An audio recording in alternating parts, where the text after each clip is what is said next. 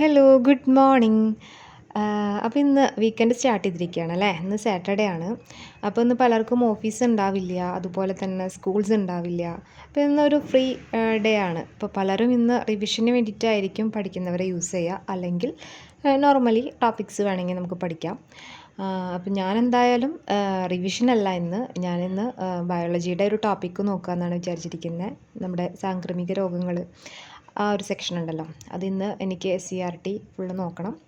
അപ്പം ഇന്ന് മോർണിംഗ് നേരത്തെ നീറ്റ് നമ്മൾ പഠിപ്പൊക്കെ സ്റ്റാർട്ട് ചെയ്തിട്ടുണ്ട്. SCERT ആണ് കേട്ടോ. അത് ഫുള്ളും സയൻസ് ഏരിയ ഫുള്ളും SCERT തന്നെയാണ് വരുന്നത്. സോ ആ ബുക്ക് നോക്കിയിട്ട് തന്നെയാണ് നമ്മൾ പഠിക്കണേ.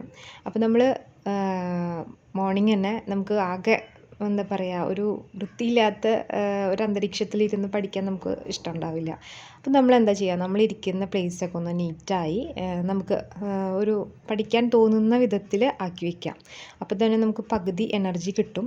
പിന്നെ രണ്ടാമത്തെ കാര്യം എന്ന് പറഞ്ഞു കഴിഞ്ഞാൽ, ഇപ്പോൾ സോഷ്യൽ മീഡിയ തുറന്നു കഴിഞ്ഞാൽ നമുക്കറിയാമല്ലേ, നമ്മളേനെ അതിലേക്ക് വലിക്കുന്ന രീതിയിൽ പല ന്യൂസസാണ് നടക്കുന്നത്. അത് ഓരോ യൂട്യൂബ് ചാനൽസായിട്ട് അതിനുള്ള റിയാക്ഷൻസ് വീഡിയോ ഇടുന്നു. അപ്പോൾ നമ്മൾ ചെന്ന് അതെന്താ ഇതെന്താ എന്ന് നോക്കാൻ പറ്റുന്ന ഒരു ടെൻഡൻസിയിലായിരിക്കും എല്ലാവർക്കും പോകുന്നത്.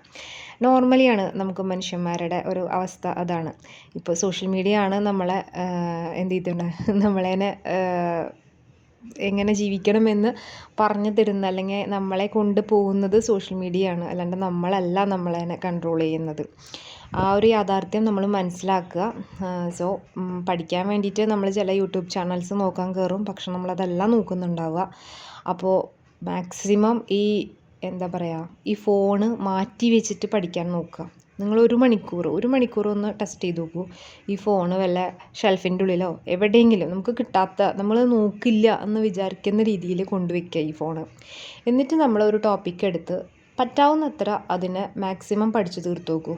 നിങ്ങൾക്ക് ഫോണിരിക്കണ ആ ഒരു സമയം, ഫോണില്ലാത്ത ആ ഒരു സമയം, നിങ്ങളുടെ പോർഷൻസ് കംപ്ലീറ്റ് ചെയ്യുന്ന ടൈം നിങ്ങളൊന്ന് നോക്കി നോക്കൂ. നല്ല ഡിഫറൻസ് തോന്നും. നമ്മൾ വെറുതെ പറയല്ല, ജസ്റ്റ് ഒന്ന് ട്രൈ ചെയ്ത് നോക്കൂ കേട്ടോ. അപ്പോൾ മാക്സിമം അങ്ങനെയുള്ള വിഷയങ്ങളിൽ നമ്മൾ തലയിടാതെ, നമുക്കൊരു യൂസും ഇല്ല അവരുടെ വിഷയങ്ങൾ അറിഞ്ഞിട്ട് എന്ന് നമ്മൾ വിചാരിക്കുക. അതായത് അങ്ങനെയുള്ള റിയാക്ഷൻസ് വീഡിയോ ഇടുന്നവർക്ക് അവർക്ക് കാശ് കിട്ടുന്നുണ്ട്, നമുക്ക് അതുകൊണ്ട് ഒരു യൂസും ഇല്ല. നമ്മുടെ ഉള്ള ടൈം പോകാമെന്നല്ലാതെ ഒരു യൂസും അതുകൊണ്ട് കിട്ടണില്ല. അപ്പോൾ മാക്സിമം അങ്ങനത്തെ അവോയ്ഡ് ചെയ്ത് പഠിക്കുക കേട്ടോ. അപ്പോൾ ഹാവ് എ നൈസ് ഡേ.